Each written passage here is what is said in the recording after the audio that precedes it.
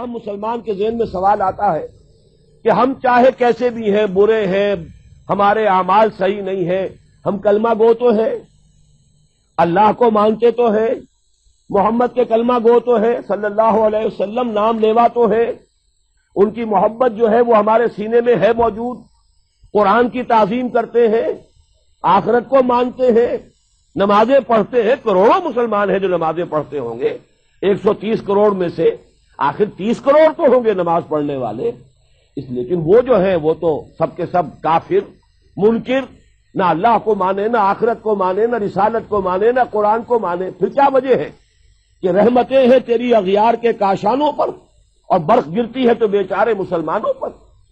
اللہ کا ایک قانون عذاب ہے، ایک قانون کے تحت ہوتا ہے جو کچھ ہوتا ہے، اللہ کا ضابطہ ہے۔ قرآن اس کے لیے لفظ سنت استعمال کرتا ہے، وَلَن تَجِدَ لِسُنَّتِ اللَّهِ تَبْدِيلًا وَلَن تَجِدَ لِسُنَّتِ اللَّهِ تَحْوِيلًا۔ اللہ کی سنت، اللہ کے قواعد و ضوابط میں کوئی تغیر نہیں ہوتا۔ اور وہ سنت کیا ہے؟ کافروں پر عذاب اس دنیا میں صرف اس صورت میں آتا تھا کہ کوئی رسول آئے اور ان میں اتمام حجت کر دے، پھر اگر وہ بحیثیت مجموعی وہ قوم رسول کا انکار کرے تو اس قوم کو ختم کر دیا جاتا تھا، جیسے کہ حضرت نوح، حضرت ہود، حضرت صالح، حضرت شعیب، حضرت لوط اور آل فرعون، ان کا تذکرہ قرآن مجید میں سمجھتا ہوں کم سے کم 10 مرتبہ آیا ہے۔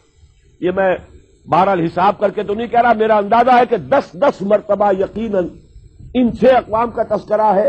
اور اس کے حوالے سے یہ قانون سمجھ لیجئے، جس قوم کی طرف رسول بھیجا گیا اس قوم نے بحیثیت مجموعی رسول کی دعوت کو رد کر دیا، قوم ہلاک کر دی گئی، صرف رسول بچا لیے گئے اور ان کے ساتھی اہل ایمان بچا لیے گئے۔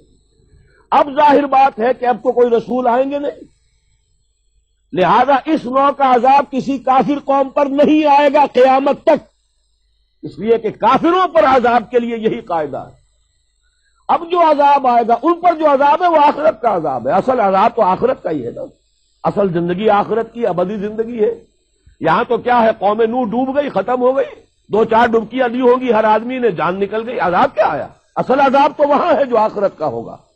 دنیا میں عذاب آتا ہے مسلمانوں پر، مسلمان ہو کر تم اگر اسلام پر عمل نہیں کرتے، دعویٰ تمہارا اسلام کا ہو اور عمل تمہارا کافرانہ ہو، نام لو تم محمد کا صلی اللہ علیہ وسلم اور اتباع کرو تم محمد کے دشمنوں کا، دعویٰ کرو اللہ اور اس کے رسول کی وفاداری کا اور تمہاری دوستیاں ہوں اللہ اور اس کے رسول کے دشمنوں سے، تم کہو اللہ اور اس کے رسول کے احکام کو ہم مانتے ہیں اور سودی کاروبار کر کے اللہ اور اس کے رسول کے خلاف اعلان جنگ کیے رکھو۔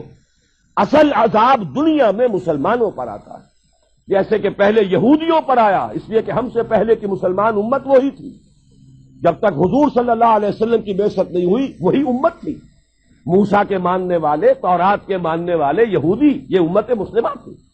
لیکن ان پر کیسے کیسے عذاب آئے، نبوکدنضر کے ہاتھوں برباد کرایا گیا، کبھی پھر یونانیوں کے ہاتھوں تباہی آئی، کبھی رومیوں کے ہاتھوں تباہی آئی۔ اگر آپ بھولے نہ ہو کہ یہ صدی کے وسط میں ہٹلر کے ہاتھوں 60 لاکھ یہودی قتل ہوا ہے۔ یہ کون ہے؟ اللہ کو بھی مانتے ہیں، حضرت موسیٰ کو بھی مانتے ہیں، تورات کو بھی مانتے ہیں، وہ تو مدعی ہیں اللہ اور اس کے رسول کے ماننے والے، لیکن یہ کہ ان پر جو عذاب آئے وہ آپ کے سامنے ہے۔ اسی طرح کا عذاب ہم پر آ رہا ہے کہ تم نام لیتے ہو ہمارا اور عمل تمہارے خلاف ہے۔ لما تقولون ما لا تفعلون کبر مقتا عند اللہ ان تقولوا ما لا تفعلون، کیوں کہتے ہو جو کرتے نہیں ہو؟ اللہ کے غضب کو اور اللہ کے غیظ کو اور غصے کو بھڑکانے والی ہے یہ بات کہ تم کہو جو کرتے نہیں۔ یہ ہے اصل سبب، اصل مجرم ہم ہیں، ہم دوہرے مجرم ہیں۔ ان کا جرم ایک ہے، انہوں نے انکار کر دیا، چھٹی ہوئی۔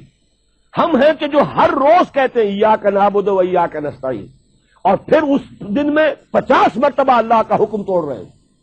پوری زندگی ہماری گزر رہی ہے، 5 وقتہ نمازی زیادہ بڑا مجرم ہے اس وقت، اس لیے کہ وہ 23-24 مرتبہ، 25 مرتبہ، 27 مرتبہ دہراتا ہے ایاک نعبد و ایاک نستعین، اور پھر باہر نکل کر جو کام کرتا ہے وہ اس کے خلاف ہے۔ یہ ہے اصل میں سبب، اور یہ جان لیجئے جو عذاب ہم پر آ رہا ہے اللہ کا وہ اس وجہ سے آ رہا ہے۔ ہمارا کام تو یہ تھا کہ ہم دین کے علمبردار ہیں، دین کا ایک نظام دنیا کے سامنے پیش کریں۔ ابھی بڑا اچھا لفظ استعمال کیا ہے توکل صاحب نے، ماڈل دو نا۔ ایک انفرادی ماڈل ہوتا ہے، حضور صلی اللہ علیہ وسلم اپنی ذات میں ماڈل تھے، لقد کان لکم فی رسول اللہ اسوۃ حسنہ، لیکن حضور نے صرف ذاتی اور انفرادی ماڈل نہیں دیا، ایک اجتماعی ماڈل فراہم کر دیا، نظام قائم کر کے دکھا دیا۔ یہ ہے اللہ کا دین، یہ ہے اس کا سیاسی ڈھانچہ، یہ ہے اس کا معاشی ڈھانچہ، یہ ہے اس کی معاشرت، یہ ہے اس کی فیملی لاز، یہ ہے اس کے اندر تمام قوانین فوجداری اور دیوانی، یہ ہے یہاں پر قانون شہادت، یہ ہے سارا نظام۔ دیکھ لو، ٹھوک بجا کر دیکھ لو، یہ نظام ہے۔ جب تک وہ ماڈل مسلمان قائم نہیں کریں گے، یہی عذاب کے کوڑے برستے رہیں گے، سخت سے سخت تر عذاب آئے گا۔ رب رب کر دے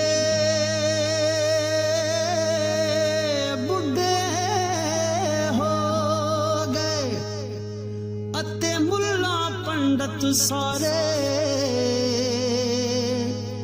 رب دا کھوج کھرا نہ لبا اتے نہ کیتے بئی